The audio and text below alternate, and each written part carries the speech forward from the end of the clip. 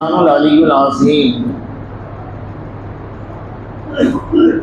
حضرات گرامی، آیت مبارکہ میں باری تعالی جل شانہ کا ارشاد ہے اور وعدہ ہے۔ وعدہ یہ ہے کہ من عمل صالحا من ذکر او انثی وہو مؤمن، جو تم میں سے نیک اعمال کرے گا، عمل صالح کرے گا، وہ عورت ہو یا مرد ہو، من ذکر مرد ہو، او انثی یا عورت ہو، وَهُوَ مُؤْمِنٌ اور وہ ساتھ ساتھ ایک شرط ہے کہ وہ مومن بھی ہو۔ تو اللہ تعالیٰ کا وعدہ ہے انعام کے طور پہ فَلَنُحْيِيَنَّهُ حَيَاةً طَيِّبَةً، ہم ضرور بھی ضرور اس کو پرسکون زندگی عطا کریں گے، پاکیزہ زندگی عطا کریں گے۔ کہیں پاکیزہ زندگی کا لفظ ہے، کہیں پر پرسکون زندگی کا لفظ ہے۔ اور پرسکون زندگی وہ کہلاتی ہے کہ تمام خدشات سے، تمام غم و آلام سے، تمام رنج و فکر سے بالکل پاک صاف جو زندگی ہوتی ہے اس کو پرسکون زندگی کہا جاتا ہے، اس کو پاکیزہ زندگی کہا جاتا ہے۔ اللہ تبارک و تعالی جل شانہ فرماتے ہیں فَلَنُحْيِيَنَّهُ حَيَاةً طَيِّبَةً، ہاں ایسی ہی زندگی عطا کریں گے، یعنی پاکیزہ زندگی ہی عطا کریں گے۔ وَلَنَجْزِيَنَّهُمْ أَجْرَهُمْ بِأَحْسَنِ مَا كَانُوا يَعْمَلُونَ، اللہ تبارک و تعالی ارشاد فرماتے ہیں کہ یہ تو ہمارا طریقہ ہے، وَلَنَجْزِيَنَّهُمْ أَجْرَهُمْ، کہ ہم اسی طرح سے بدلہ دیا کرتے ہیں نیک کاموں کا، جو کچھ انہوں نے نیک کام کیے یہ اس کے بدلے میں ان کو عطا کرتے ہیں کہ پاکیزہ زندگی عطا کرتے ہیں۔ اب یہاں پر دو باتیں آئیں، نیک اعمال اور اس کو عمل صالح سے تعبیر کیا گیا، اور شرط ایمان رکھی گئی۔ تو ایک تو ہوتا ہے عمل اور ایک ہوتا ہے عمل صالح، اس کے ساتھ ساتھ ایک لفظ ہوتا ہے فعل۔ فعل کے معنی اور عمل کے معنی ایک جیسے ہیں۔ فعل کسی کام کی حرکت کو فعل کہتے ہیں، کوئی کام کرنا یہ فعل کہلاتا ہے، اور عمل کرنا یہ بھی کام کرنا کہلاتا ہے۔ تو فعل کا لفظ نہیں یہاں پر ذکر کیا اللہ تبارک و تعالیٰ نے۔ آپ نے کلام اللہ شریف میں پڑھا، کہیں یفعلون ہے، کہیں یعملون ہے، آیتوں پہ ختم ہو رہا ہے، کہیں یفعلون ہے اور کہیں یعملون ہے۔ یفعلون جب کہا گیا تو کہا کہ اللہ تبارک و تعالیٰ نے فرمایا کہ ان کے کام اسی طرح کے تھے۔ یعملون جب آیا تو ان کے کام اسی طرح کے تھے، دونوں کے معنی ایک جیسے ہو گئے، لیکن فرق ہے دونوں کے معنی میں، فعل میں اور عمل میں فرق ہے۔ عمل کسے کہا جاتا ہے وہ سنو۔ آپ نے ایک پلان بنایا کہ مجھے یہاں سے دہلی جا کر تجارت کرنی ہے اور فلاں تجارت کرنی ہے۔ اب اس تجارت کے لیے آپ نے جو تیاریاں کی ہیں، وہ جو آپ تیاری کر کے، ایک تیاری تو یہ ہوئی کہ آپ نے جس روز آپ کو جا کے کام پہ لگنا تھا آپ نے ٹکٹ لے لیا، ٹرین میں بیٹھ گئے اور وہاں پہنچ گئے، تو یہ ہوا فعل۔ سمجھ میں آئی بات؟ یہ فعل ہوا، ٹکٹ لے لینا، ٹرین میں بیٹھ جانا اور وہاں تک پہنچ جانا۔ یا گھر میں کپڑے اپنے سفر کے لیے باندھ لینا، کچھ پیسے جیب میں ڈال لینا، یہ ہوا سب فعل۔ عمل کیا ہے؟ عمل یہ ہے کہ آپ کو جس تجارت کا جس دن سے پتہ چلا تھا کہ اس کے اندر اتنا نفع ہے، اس روز سے ساری فکریں اس صلاحیت کے اوپر اور ساری صلاحیتیں اس کام کے اوپر آپ کی لگ گئی. آپ لوگوں سے مشورہ کر رہے ہیں کہ فلاں تجارت کا پتہ چلا ہے، میں اس کے اندر انویسٹ کرنے جا رہا ہوں پیسہ، بتاؤ اس کے اندر نفع رہے گا نقصان رہے گا، کس طرح سے میں زیادہ سے زیادہ کما سکتا ہوں. اب یہ کھا رہا ہے، پی رہا ہے، سو رہا ہے، جاگ رہا ہے، دن میں کبھی دوستوں سے مل رہا ہے، کبھی کسی اپنی ضروریات کو پورا کرنے کے لیے جا رہا ہے، لیکن ہر وقت اس کے دل اور دماغ کے اندر جو بات چل رہی ہے اس تجارت کے بارے میں، وہ جو دل و دماغ کے اندر بات چل رہی ہے اور آپ ساری صلاحیتیں اس کے اوپر لگا رہے ہیں، اس کا نام عمل ہے. سمجھ میں آ گئی بات؟ تو ساری صلاحیتوں کو کسی کام کے اوپر صرف کرنا اور ہر وقت اسی کی فکر کے اندر لگے رہنا، یہ ہوا عمل. ورنہ تو ہم کھانا کھا رہے ہیں تو کھانا کھانا ایک فعل ہوا، لیکن کھانے کے ساتھ ایک عمل چل رہا ہے. عمل یہ ہے کھانا لقمہ کھا رہا ہے اور سوچ رہا ہے فلاں سے ملنا ہے، اس تجارت کے بارے میں فلاں سے بات کرنی ہے، فلاں جگہ سے پیسہ مہیا کرنا ہے، ایسے ایسے میں کاروبار کو، یعنی وہی جو چیز اس کا عین مقصد ہے اس کے اوپر جتنی سوچ اور فکر اور جتنی صلاحیتیں لگ رہی ہیں اس کا نام عمل ہے. تو فرمایا من عمل صالحا، اب عمل کے ساتھ ایک لفظ اور آ گیا، وہ آیا صالحا، صالح.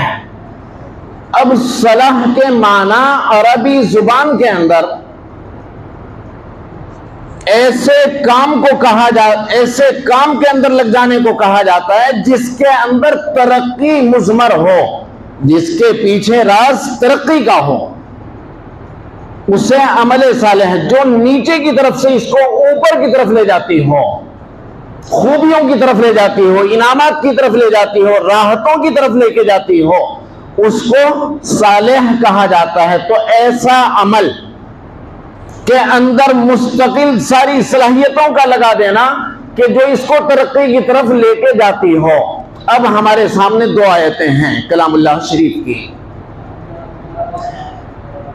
والتین والزیتون وطور سینین وہذا البلد الامین لقد خلقنا الانسان فی احسن تقویم ثم رددناہ اسفل سافلین الا الذین آمنوا وعملوا الصالحات. یہاں پہ بھی وہی آ گیا وعملوا الصالحات.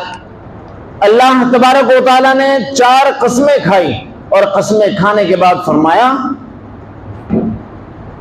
ھذا البلد الامین لقد خلقنا الانسان فی احسن تقویم، ہم نے انسان کو بہترین سانچوں کے اندر ڈھالا، سب سے اعلیٰ اور افضلیت کے اندر اس کو خوشنما پیدا کیا ساری مخلوق کے اندر. تو یہ تو اس کی عالویت ہے کہ اس کو اتنا بلند مقام اللہ تبارک و تعالیٰ نے اور بلندیوں کے اوپر فائز کیا کہ اس کو ایک سب سے خوبصورت، سب سے اعلیٰ، سب سے متوازن مخلوق اس کو بنایا انسان کو. لیکن اللہ تعالیٰ نے کیا فرمایا لقد خلقنا الانسان فی احسن تقویم کے بعد ثم رددناہ اسفل سافلین، ساری صلاحیتیں اس کو عطا کی اور صلاحیتیں عطا کر کے ثم رددناہ اسفل سافلین، اسے سب سے نیچے کے طبقوں کے اندر ڈال دیا.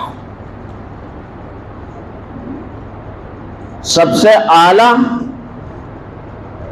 اس کو مقام پہ اس کو وہ ساری صلاحیتیں عطا کی کہ جو اور مخلوق کے اندر نہیں ہے. اعلیٰ مقام تو وہ عطا کیا لیکن ڈال دیا کہاں؟ اسفل السافلین. ثم رددناہ اسفل سافلین. اب یہ جو اسفل سافلین کے اندر ڈالا، نیچے کی چیزوں کے اندر ڈال دیا، یہ اس لیے ڈالا کہ صلاحیتیں ہم پہلے دے چکے اور صلاحیتیں حواس خمسہ اس کو بہترین عقل دی، سوچنے والا، فیصلہ کرنے والا، اس کو صحت مند دل عطا کیا، اس کو قوت حسیہ دی، اس کو کان دیے سماعت کے، اس کو احساسات کے مادے دیے. فَأَلْهَمَهَا فُجُورَهَا وَتَقْوَاهَا، ہم نے ایسا دل دیا کہ جو اس کو برائی اور بھلائی دونوں چیزوں کا احساس کرا دیتا ہے۔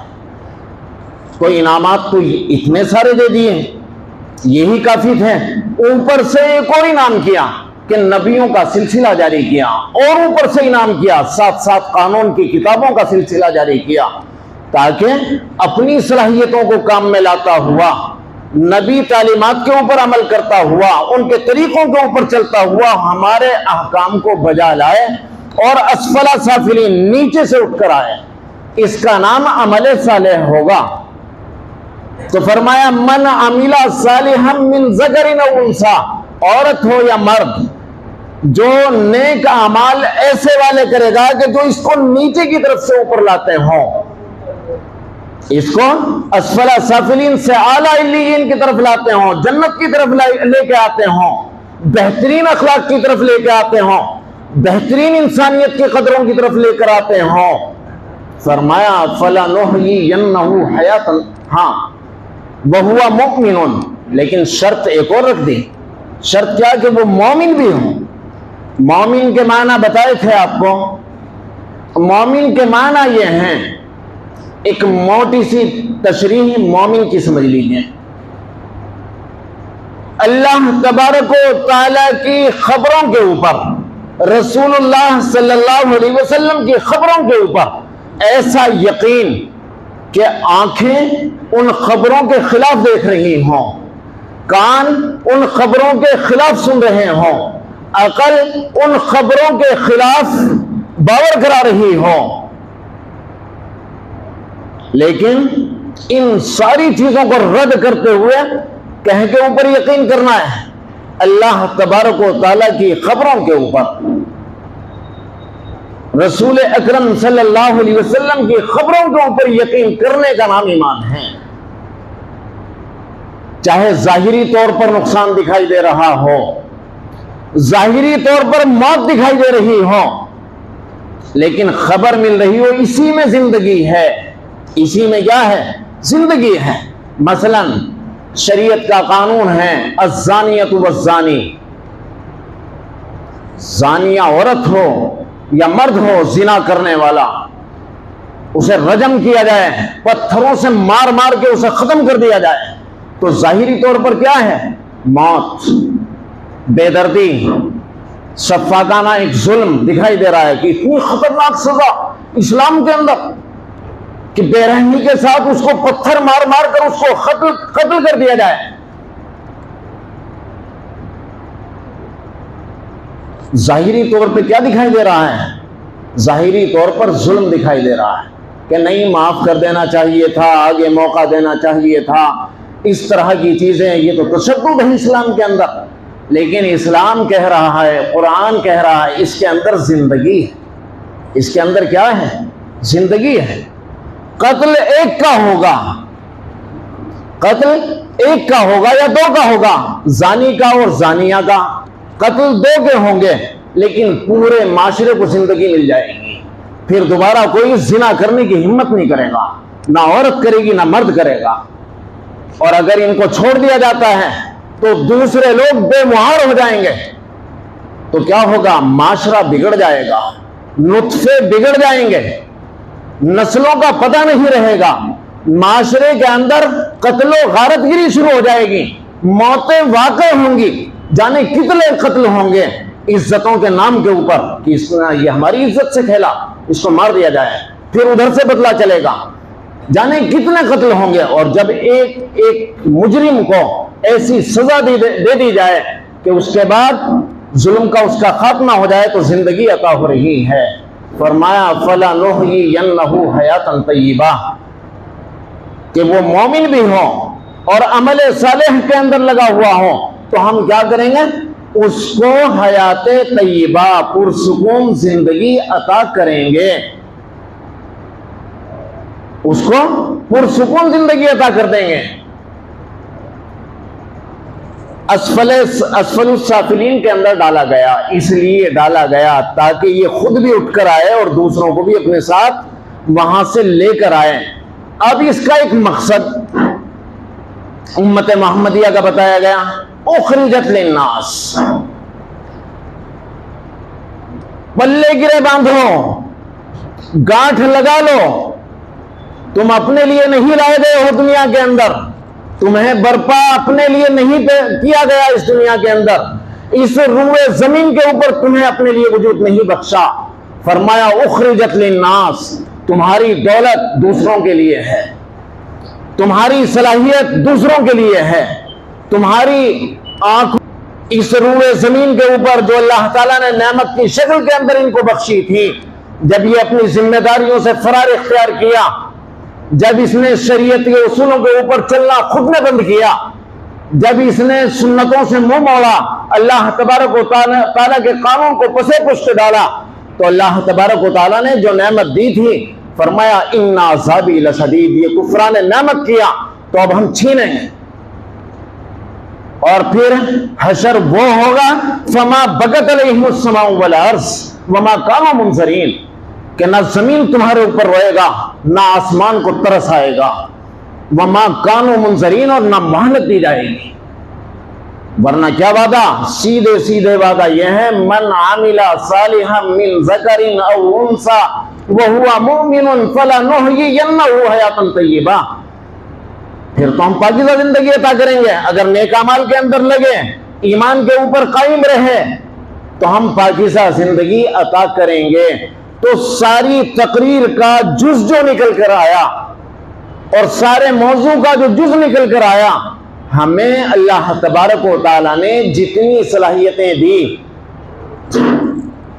ये सारी सलाहियतें, चाहे औलाद की सलाहियत हो, माल की सलाहियत हो, हैं, कलम की सलाहियत हो, इख्तिदार की सलाहियत हो, ये सारी इसलिए दी हैं कि अल्लाह तबारक व तआला के कामों के अंदर लग जाए, तो अल्लाह तबारक व तआला इनाम के अंदर कदमों को जमा देंगे।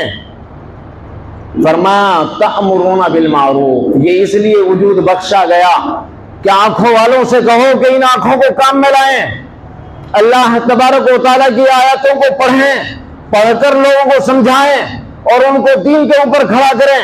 कानों वालों को कहो कि अपने कानों को काम में लाएं, अल्लाह ताला की आयतें सुने, रसूल अकरम सल्लल्लाहु अलैहि वसल्लम के इरशादात को सुने और सुनकर उसके ऊपर अमल करें और कराएं।